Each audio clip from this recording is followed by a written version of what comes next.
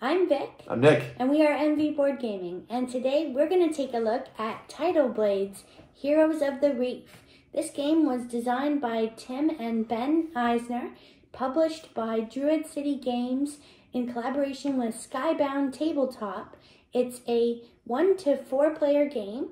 Nick is going to give an overview of how you play, and then we're going to give our review. All right.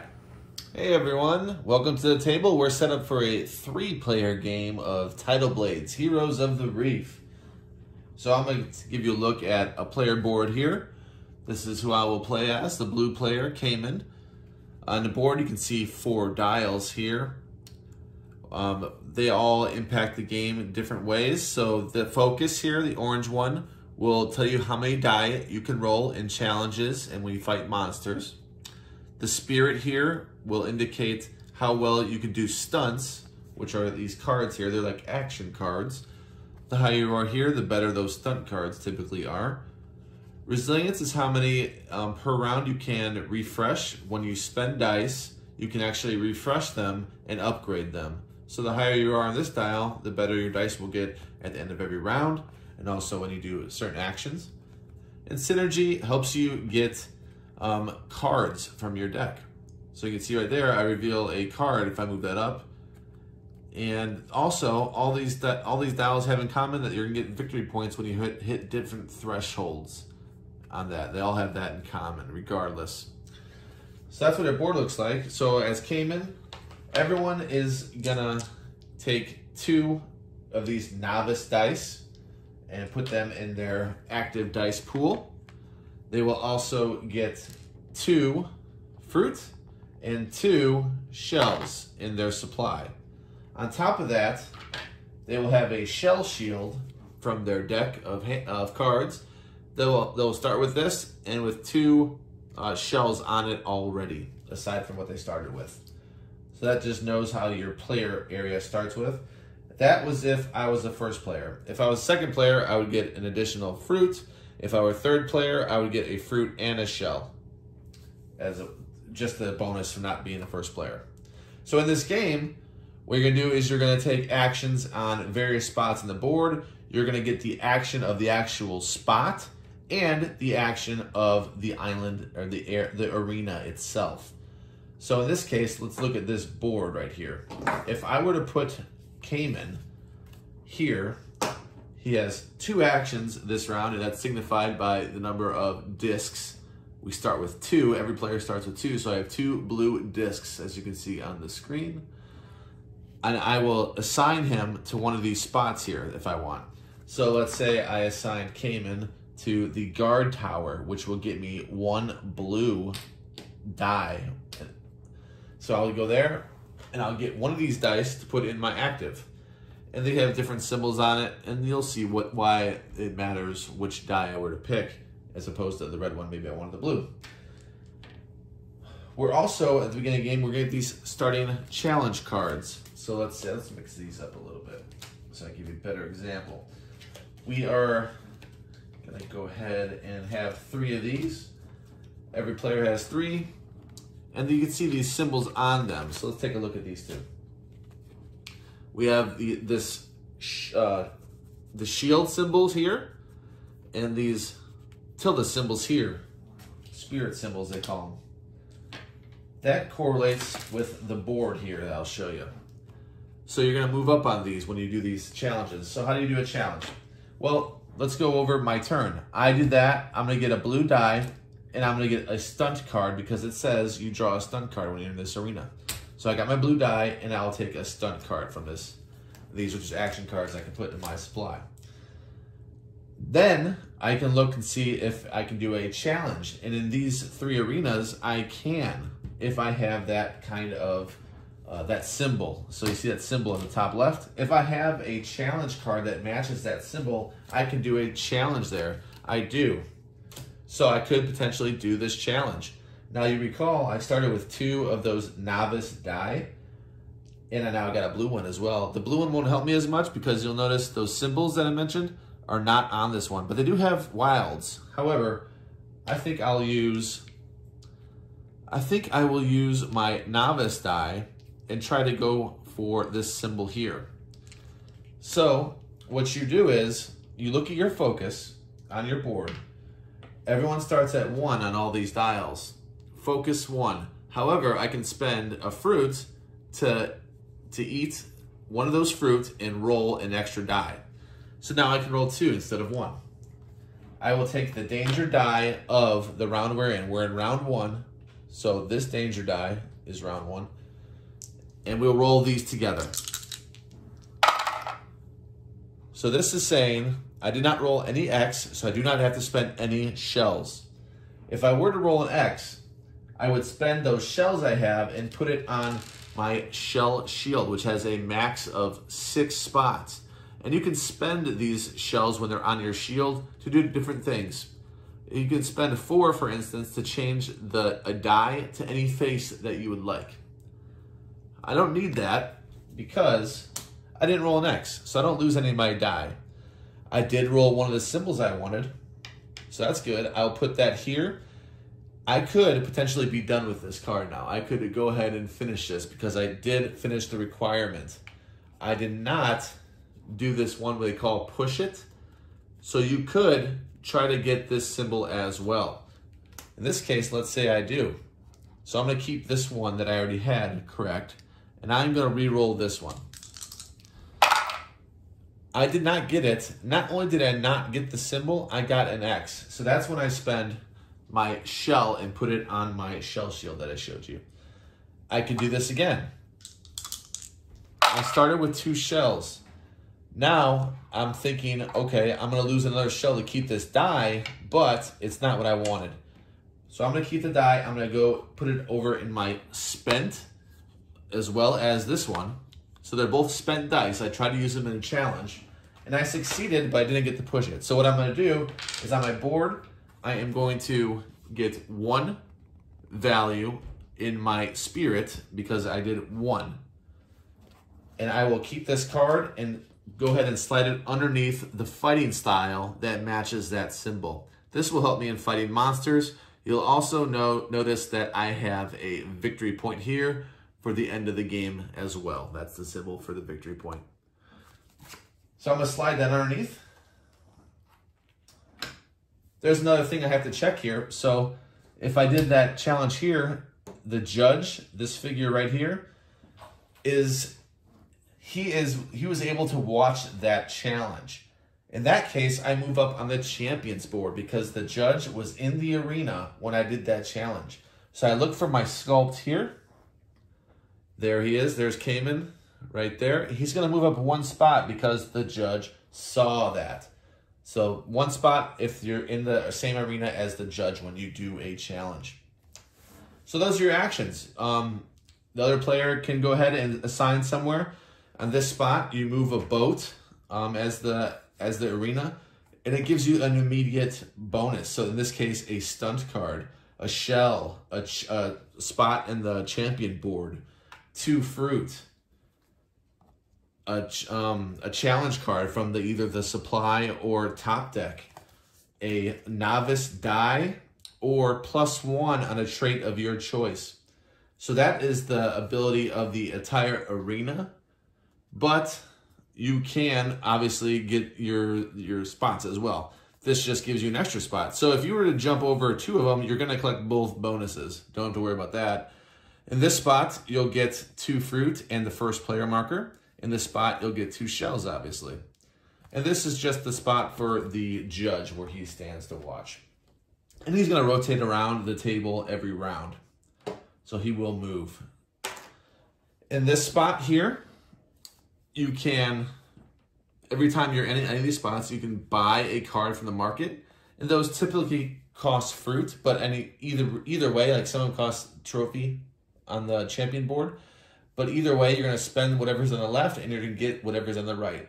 The things on the right could be endgame bonuses, and they could be something that you get right away, like dice or fruit or shells, anything, traits.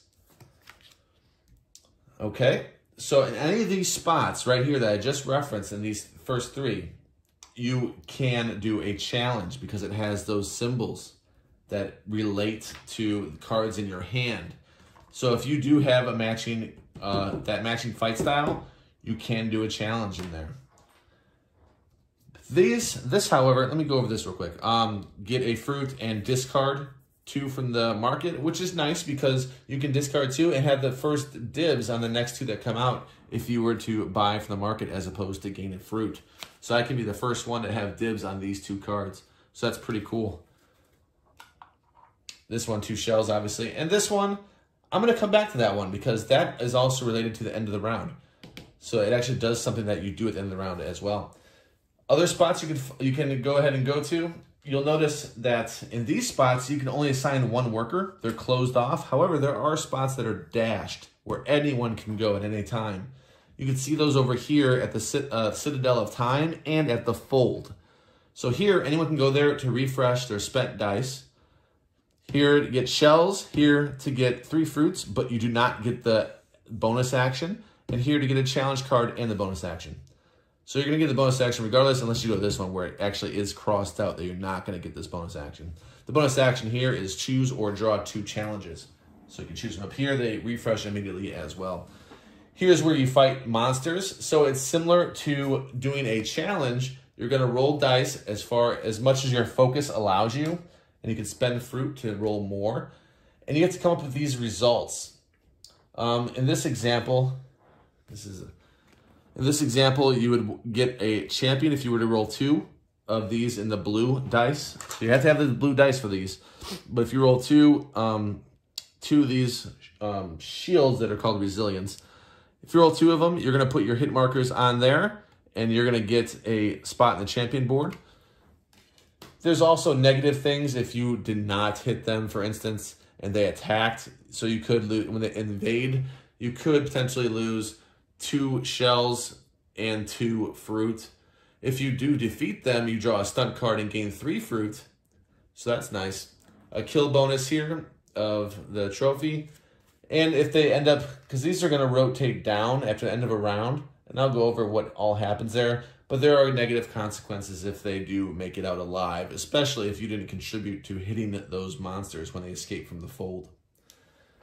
So let's go over the end of the round. How about that? Because now you're just going to do, at the beginning of the first round, you're doing 2 actions. You know that. So you're doing the same thing I just explained. When we're done with our 2 actions, we're going to go ahead and follow a few steps. We're going to do the monster invasion. So we're going to roll this die right here. And if it is in this case, since it's the very first round, if it's between a 6 and an 8, that monster will attack perfect. It does attack. It wouldn't be perfect if we were actually playing, but it's perfect so I can show you what happens. So depending who has hits here, if you have hits, that's fine. You're actually happy they attack because everyone else takes the negative.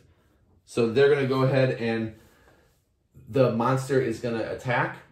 Everyone's going to suffer. If you did not contribute any hits to that, you're going to suffer the invasion penalty, which is losing 2 shell and 2 fruit. Again, if you have hits on them, that's great. You don't care about that. But if you don't, there are consequences. The monster then advances. So this monster will go down here if it has not been killed. And the other one comes out to level 1 right here for the next round. Then you check that no monsters fled. They could not in the first round because they had to move down 1 level. But next round, if this is not killed, this 2-headed Hydra, if it's not killed, it will flee. In which case, people will lose 1 on the champion board. Let's see. If you don't have it, again, if you don't have a hit marker on that. We're then going to refresh and upgrade our die based on our resilience. So again, resilience. If I spent 2 dice over here and I want to make them active, they're going to go active at the end of the round. Also, remember, I'm going to go ahead and explain this as well because it's the same thing. You are going to be able to refresh 1 of your die. So let's say I had this basic one here. I can do 1 of them. If I were obviously farther along, I can go ahead and do both. They're going to go up 1 value. And here's a little cheat sheet right here that comes with the game. There's 4 of these. You can choose to go to red or favor blue here. You're going up 1 level right there. So if I look at my challenges and see I have more of these symbols, then I will favor the blue. Whereas if I have those symbols, I'll favor a red. but I will go ahead and upgrade this die so it goes away. And I'll take the blue, and it becomes active as opposed to the spent die, the spent novice die. So that's what resilience is. So you do that, all players do that. They're gonna collect their action discs from the board, because as you move, you leave an action disc and do another one. So you're gonna collect these at the end. You are gonna move the judge. So this judge is gonna go ahead and slide over here. And you're gonna check the tournament standings. So the leader, in this case, Cayman was the leader. He will get one of his markers right here, and he will be awarded 1 victory point at the end of the game. So you're gonna play these rounds. Only thing that's gonna change is that you're gonna get more of these discs in round 2 and 4. There are 4 rounds. You're also gonna get a new danger die. They get more and more difficult. So you can see these have actually 2 X's on it, and these have even more 2 X's as you hit round 4. So the challenges do get a little more difficult because you're rolling this harder danger die. You're also gonna move this spot at the end of the round, just to keep track as a round tracker. And you're gonna play those 4 rounds, keep doing that. At the end of the game, you're gonna have to check the scoring sheet. Where did I put that? Here we go. So to get your final scores, you're gonna see how many VPs at the bottom of all your completed objectives. You're gonna go ahead and look at the highest trait totals. And again, I explained at the beginning, but I'll look and let you show that again. Wherever you hit is how many victory points you're gonna get on all these. So hopefully you'll be leveling these up and getting points. You're gonna check to see who is in it first, second, and third on the champion board and get points there. You're gonna score the leader bonuses per round. In this case, we know Cayman has at least one of those points. Let's see. You're gonna get, well, that's if somebody, this is gonna be rare, but if somebody gets all the way to the end, they're gonna get 10 victory points. So you're gonna see how many victory points you're gonna get on the champion board as well, because there's little victory point markers on there. You're gonna score 1 victory point per monster hit during the game. And we're gonna have those secret agendas that we have. At the beginning of the game, we were dealt these based on our character, and you just pick one at random. So you had this all along to see what secret, mission you have. In this case, complete these 4 challenges that focus challenges. That symbol for focus. So that's a little hidden information that we have. One last thing I want to mention about fighting a monster. They are vulnerable in certain fighting skills. I didn't mention this, but you're going to get a bonus if you had a bunch of this fighting skills based on the challenges you've done. So let's take one. Let's take one that matches. If I had a bunch of these challenges matched up, how many ever challenges is how many, what level die I will get as a bonus. I don't have to own that die. I get that bonus. So if I only had 1, I will still get a die, but it will be the novice die. If I had a 3, I will get a level 3 die of my choice just for this fight against this monster that's weak in this symbol, in this fighting style. So that's just a little bonus there that helps you fight these monsters. But yeah, you're gonna play 4 rounds, and that's basically what you're gonna be doing. And the most victory points at the end is gonna win. Hey everyone, welcome back. Review time for Tidal Blades Heroes of the Reef. This one I'm gonna score a even 9. I really enjoy this one. It was so good. I was a little leery when I saw some previous reviews thinking, oh man, this game might drag out. I might not enjoy it as much. But man, I'm really surprised how much I like this game. I went obviously on my back at Kickstarter I expect to like, but after the reviews I wasn't so sure. But I really did like this game. Again, I'm going to say this every time. If I like a game, it has good choices in it. If it doesn't have good choices, I'm probably not going to like it. How am I going to like it? Unless it's a party game, then maybe. So worker placement plus. A lot of good things that chain off. You really want to think about. You really want to think what you're doing in every turn. There's so many things you can do. It's not just to go here and take the stuff. Now you have to decide, do I want that island action? Is that the one I want to be at? Is that the challenge I want to do right now? If I do that, I can move up this track with my dials and do different things. And the dials are really good. And there's so many different ways I feel like you can win this game. It's not just there's something that's overpowered. I don't see that at all. These dials, the spirit dial is really nice if you start doing the stunts. Those can really add up nicely. You can do a stunt per turn, so that can really add up if you focus on your spirit.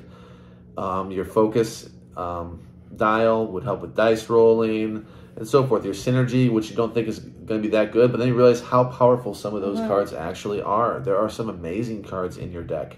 So you get to draw 2 and pick the one that you want for the rest of the game. You don't have to turn it sideways and exhaust it. That's your ability the rest of the game. That's awesome, and it really helps out the synergy. There's just a lot I can rave about. The production quality is probably production game of the year. I'm not sure what can beat it. Maybe there's something out there that can beat it. I don't know it. Production quality is fantastic. The art is beautiful on the table. It just looks very, very gorgeous on the table. So that even adds to it. I have very little bad to say. What do I have bad to say? Maybe if you're not involved with the game, it's not your turn. If you're tuned out, you just want to play your turns, maybe it does drag out a little bit on 4 players because there's a lot of things you can do in your turn. Like I said, you can do your challenges on the. You can do a challenge on your turn. You can do a stunt on your turn. You can do the action on the board and the action in the arena. So it could drag out. But I felt when we played it, we've played it at 4, we've played it at 2, we were gonna play it at 3. I feel like 3 might be the sweet spot actually. I really do. But 4, I thought was great. I thought it was fantastic at 4.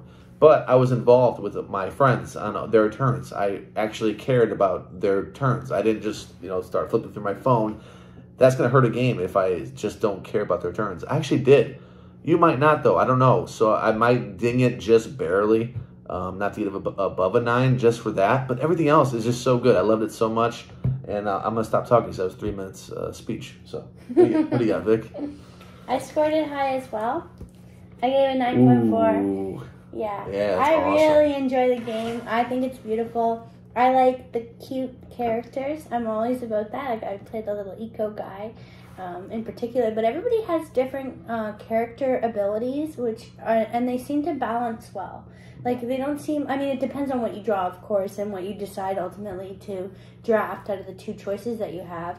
But I haven't had a character with like a really bad ability yet, and I've only played 2 though. Oh no, 3. I played 3 characters. 3? Nope, 2. Only 2. Only Eco and Cayman. What were you at, Tim? Eco. Okay. I was Eco again. Oh, so you played 3 Ecos and a Cayman. Yeah, so I'm pretty strong on Eco, just because I really like that you can use one of the shield, the resilience as a wild, and I like the fact that you do, in the downtime, watch where your opponents go in a sense, because you then have to change your mind if you want to double up your actions. If you want to do the main action on the island and you want to do that bonus spot. And Cayman actually has a character. I don't know about the other character cards and I didn't look through every deck, but they can go to spots that people go to. So that kind of helps that character out. You can already do that, but yeah, they can take the action. Yeah, that's what I mean. They can take the action, and that's really cool. Good. And the quality of everything is really nice. Nick mentioned, the production of this one, he got the deluxe set, so not everybody's going to have all of the stuff that Nick has, but most people probably got that level of backing. Mm-hmm. And it's just nice to be able to pick up things that are like squishy little fruits or hard shells. And I like the shell component. I really like, beyond the character abilities, I like that when you add shells, there's a mechanism to use those used shells on the shell shield instead of just constantly trying to get shells in this game, and then that's your only mitigation is to use a shell to save a dice. Like I think go to supply. And, and have to burn a whole action. Multi-use. Yeah. Multi-use was very clever. I think a lot more games could look into that because so often I feel like it becomes like a job where I'm like, am I getting paid for this? Or just because I always have to go burn a turn to get a resource that I know I need to mitigate terrible dice rolls. And Nick may know a thing or two about bad dice rolls. You had some good ones tonight earlier when we were playing. You had some. But man, when we played that 4-player game, everyone was lighting up perfect rolls. I won the game, but I just noticed that everyone was rolling perfect. Like, oh, perfect, oh, perfect. Like, wow. I was actually like cheering for them. Like, that's impressive. Yeah, it was really a sight to behold. and you know what? I tried my hand at doing the combat on the monsters.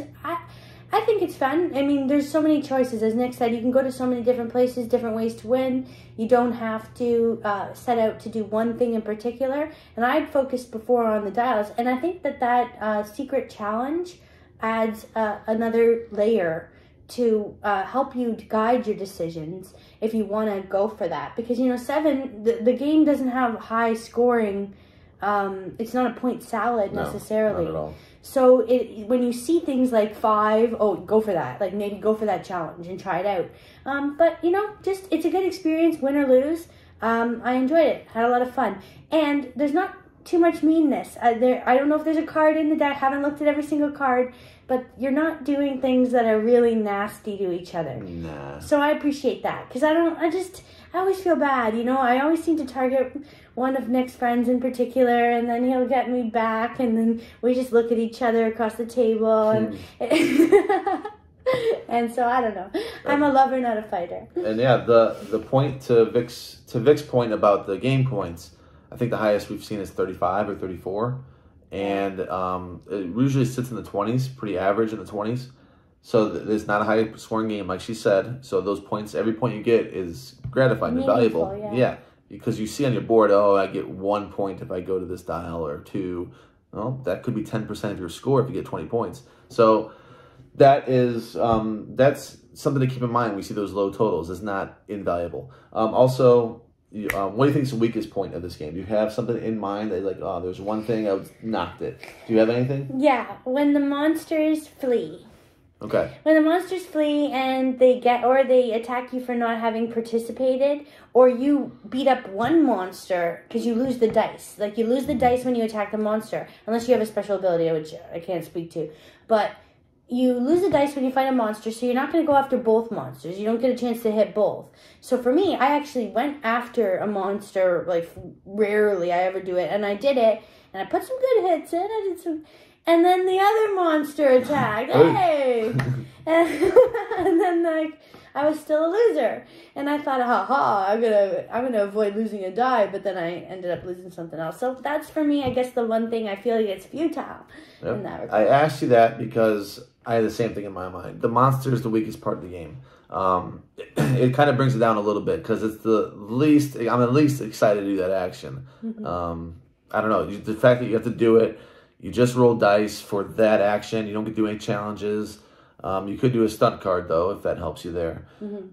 You do get the shells there, no matter what. You're getting 2 or 3. But just the fact that you got to roll dice, you lose those dice unless you have a stunt card that changes something, or a card than your character card. But generally, in general rules, you're losing those dice. You're not getting a tremendous reward for that, and it's not as fun as all the other actions, in my opinion. But that could be just me and Vic. But yeah, other than that, I really didn't have any spot that I said, oh, that's kind of dumb or something. I thought the game was thoroughly, really enjoyable. And I think it's clever that they have the judge on certain spots that you can get extra points for doing in front of that figurine. Yeah. And I think that the game turns were pretty quick. I mean, Nick does mention there are choices, there are ways to add on things to your turn.